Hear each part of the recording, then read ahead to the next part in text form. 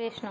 তো প্রশ্ন ছিল যে আমাদের মধ্যে ভগবানের অবিচ্ছেদ্য অংশ, মানে তার যে আত্মাটা আছে বলে আমরা এত সৌন্দর্য, এত কিছু উপভোগ করতে পারছি। তো এখানে প্রশ্ন করেছিল আমাকে যে তাহলে প্রতিটি জীবই কি ভগবান, বা জীব মানে সাধন ভজন করে, মানে সাধন ভজনে সিদ্ধি লাভ করে তিনি কি ভগবান হতে পারেন? তো কখনোই না। যে প্রতি জীবই হচ্ছে ভগবানের নিত্য অংশ, জীব হচ্ছে ভগবানের নিত্য অংশ, কিন্তু ভগবান নন।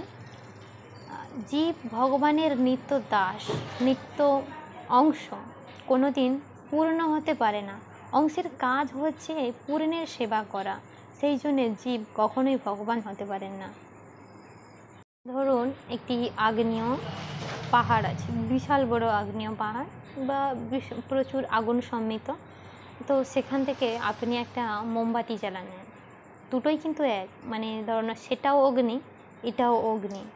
পার্থক্য হচ্ছে সেই আগ্নেয় সম পাহাড়ের যে তাপ সম্মিলিত সেই শক্তি আর মোমবাতিটার যে শক্তি, দুটো এক নয়। সেরকম জীব হচ্ছে ভগবানের অবিচ্ছেদ্য অংশ।